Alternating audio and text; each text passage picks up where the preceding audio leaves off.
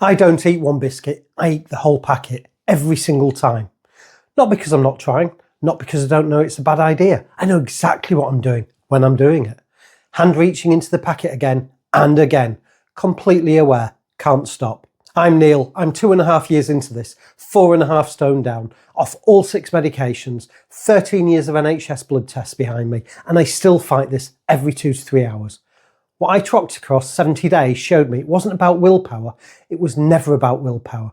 In the next 10 minutes, I'll show you the biology that's driving it. 3 things. First, the day at month 1 when I ate my way through about 6,000 calories of ultra-processed foods and my fingers swelled up by morning, because that's what it actually looks like when the reward system has you. And the data on what came afterwards is more useful than any lecture about self-control. Second, day 43, the pizza that tasted like cardboard. That's when I knew something was shifting. Not because I decided to stop wanting it, but because the biology had changed underneath me. And third, the honest bit. 30 months in, I still get the pull every few hours. But I understand what it is now, and understanding it is what changes it. Let's start with that biscuit packet.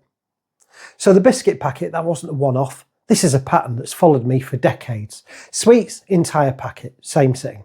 Box of chocolates, not 1 or 2, a day for a week, same day. Sometimes the next, gone. And I'm not talking about not noticing.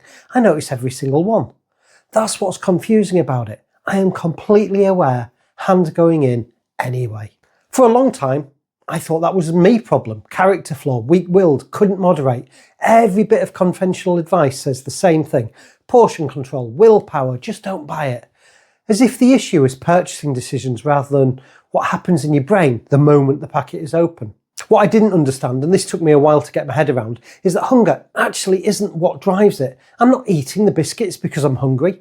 I'm eating them because something in the brain is anticipating a reward. And that anticipation fires before the food arrives, before hunger gets a vote. That's the puzzle I tracked for 70 days. Not calories, not macros. The question was simpler than that. Why do I keep eating when I'm not hungry? And I didn't like the answer I started with because it pointed directly at me. And turned out that answer was wrong. Let me tell you what day 69 and 70 looked like. This was December 25, end of the 70-day rhythm reset. I'd been running it since October. 68 days of eating windows, real food, integrated extended fasts. The data was good. 9¾ pounds across 70 days. 10 reset cycles, 5 inches off measurements. So whatever I was doing, it was working. Day 69 and 70, 19th and 20th of December. I ate approximately 6,000 calories of ultra-processed food, deliberately, not a failure, deliberately. I wanted to see what happened. What happened was this. Within hours, my fingers swelled, not dramatically, but enough to notice. Ring felt tight. Next morning, brain fog, not a hangover. I hadn't had a drink, just that flatness behind the eyes. Slow processing, the sense that everything is slightly further away than it should be. What I hadn't expected was how fast the recovery was. By that same evening, energy back to 8 out of 10. One day, the body processed it, flagged it and moved on, which told me something about what 68 days of clean input had built, metabolic resilience, not fragility. That bit was genuinely interesting. Go back to month 1, October 25, day 5 of the reset, 4 hours sleep that night versus my usual 7 to 8, body demanding quick glucose by mid-morning, crisps happened, chocolate happened, energy dropped to a 6.5 out of 10. Not a willpower failure, biological craving for fast glucose when the brain is sleep deprived, ghrelin spiked, leptin dropped, the body asked for something and the brain obliged. That was the first clue. The craving on day 5 wasn't hunger. It was a biological response to a different deficit entirely, sleep. The food was the drug that the system was reaching for. Day 12, and this one properly surprised me. I was eating clean, real food, compressed window, no UPFs, and the body said enough before I'd finished. Not willpower, not a decision. The eating window was supposed to run longer. I just stopped wanting more. Satiety signals landed as a suggestion, not as background noise that I had to argue with. Ravenous before breaking the fast, then full, properly full, before the plan said I should be. 2 things were happening at the same time. On day 5, the system was demanding more than it needed because sleep had broken the signal. On day 12, the system was accurately reporting when enough was enough because the signal had been repaired. 14 months of that pattern repeating across the 70 days. And the question I kept coming back to was, what changed between the biscuit packet at month 1 and day 12? Something had recalibrated underneath me. Which brings me to day 43, pizza night. I'd been looking forward to it. Couple of slices, proper pizza, not a chain, actual pizza. First bite and thought, that's odd. It tasted flat. Not bad, just flat. Like the flavour wasn't landing where I expected. I had a second slice, same thing. Put the third down. Not dramatically, not a big moment, just didn't want it the way I'd expected to want it. I sat with that for a while because it felt significant, not because I decided pizza was off. Not a rule, not a willpower. The want itself had changed. Something biological had shifted in how my brain was reading the reward. I look back at the data, the sugar recovery timeline after one meal with sugar and alcohol, 6 days to return to baseline, sleep quality, mental clarity, craving intensity, pattern validated 3 times. Day 0, sugar. Days 1 to 2, sleep disrupted. Days 3 to 5, fog and hunger elevated. Day 6, baseline restored. Recovery hierarchy, sleep first, then cravings, then clarity. Every time. Here's what a Cambridge neuroscientist helped me understand when I was looking at Wolfram Schultz, Professor of Neuroscience at Cambridge. Put this plainly, the brain doesn't crave food because it's hungry. Once it learns that a cue predicts a reward, it starts anticipating the reward before the food arrives.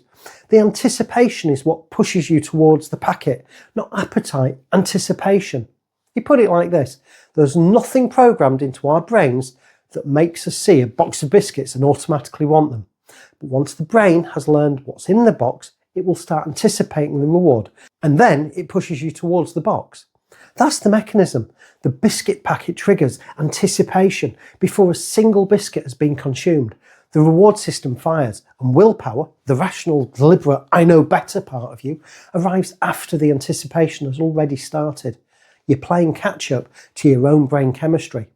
What day 43 suggested was that 60 plus days of different input had started to rewrite what the anticipation system was expecting. Not erased, not fixed, rewritten, which is a very different thing. 13 years of NHS blood tests, the actual numbers, the GP conversations, what changed and what didn't. If you want to follow someone who documents this properly rather than just talks about it, that's what this channel is. Subscribe if that's going to be useful to you. So what does the pattern actually reveal? The conventional story about craving is that they're a willpower problem. You want the biscuit. You should resist the biscuit. If you don't resist, you've failed. The implication being that failure is a character issue. The 70-day data tells a different story. And I want to be honest about what it does and doesn't show. This is one person, 70 days, self-tracked N equals 1. But the pattern was consistent enough across 10 reset cycles and 3 sugar recovery validations that it didn't look like noise. What the data showed was that the craving intensity was downstream of inputs.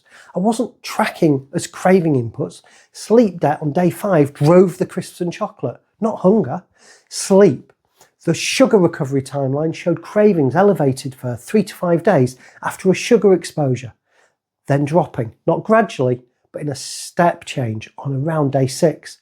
And the day 12 satiety signal returning, body saying enough without being told, happened in the same window when the sleep quality data had recovered. The cravings were following a biological clock that I hadn't recognised as a clock. Think of the anticipation system like a tracking signal, a radio station your brain has been tuned to for years. Ultra-processed food is a very loud station. Loud signal, immediate reward, consistent pattern. After enough exposure, the brain doesn't wait for the food to arrive. It starts tuning in the moment it sees the packet. The jingle plays before the song starts. What the 70 days seem to suggest is that sustained real food input gradually changes what frequency the tuner defaults to. Not overnight, day 43, not day 4, but the tuner does seem to shift. The pizza at day 43 wasn't as loud a station as I'd expected. I want to be clear about what I can and can't say here. I can't tell you the same thing would happen for you.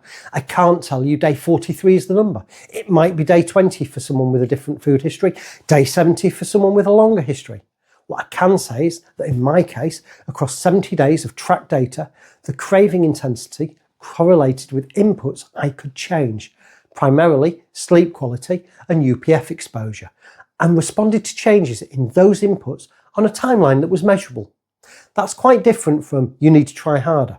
What I didn't beat was the underlying wiring. I'm not going to stand here and tell you 2.5 years in I'm sorted. The fight happens every 2 to 3 hours on eating days and on fasting days. The car park visits, the ones where I used to stop on the way home, down from every trip to every couple of months. But beaten? Not even close. Managing it isn't the same as beating it. And I think that needs saying. What changed was understanding what I'm managing, which is biological anticipation, not character weakness. It's not a small thing. If I was starting this again, I'd track sleep alongside cravings from day one. I spent months blaming the food choices when the actual driver on most of the harder days was how much sleep I'd had the night before. Day 5 taught me that. Should have caught it sooner. I'd also stopped expecting the craving to be linear. It doesn't decrease steadily. It steps. 3 to 5 days of elevated pull after a sugar exposure, then a step change down. If I'd understood that pattern earlier, days 3 and 4 wouldn't have felt like failure. They'd have felt like a known stage in a known recovery. If you're managing food quality and you're doing reasonably well, but you're having unexplained harder days, check the sleep data first, not the food log. In my experience, the craving spike on bad sleep days looked identical to the craving spikes on sugar exposure recovery days. Same feeling, but a completely different driver. And the fix is completely different. It's also worth tracking the step change on day 6 if you've had a high sugar day or a few days off plan and you feel like the pull is still elevated at day 5. It probably is. And it's probably biological rather than a sign you've undone everything. Day 6 has been remarkably consistent in the data for me. 3 validations, not a guarantee, but it's a pattern worth knowing about. This is for anyone watching who's noticing something feels off, but doesn't have a diagnosis or a years-long tracking history to refer to. The why do I keep eating when I'm not hungry feeling? If you recognise that, it's not a character flaw and it's not inevitable. It seems to be a calibration issue. The anticipation system has been trained on inputs that don't match what your body actually needs. And from what the 70-day data suggests, it does seem to respond when the inputs change. Not dramatically, not immediately, but it responds. If you've been wondering whether the pull ever gets quieter, the honest answer from the data is it seems to, given time and consistent input, it hasn't gone for me, but it's not what it was. And understanding that it's a biological rather than a personal makes it quite a lot more manageable to sit with. It's not medical advice, but it is worth knowing about. If you want to track your own pattern here, I've put a simple craving and sleep log in the description. Nothing complicated, just a way to start noticing whether what you're feeling correlates with sleep the night before or with what you ate in the previous few days. Most people find the correlation surprises them. Links below, have a look. This is educational content only, it's not medical advice. Please speak to your GP before changing your fasting pattern, diet or medication. Next Monday, different pattern, same detective process.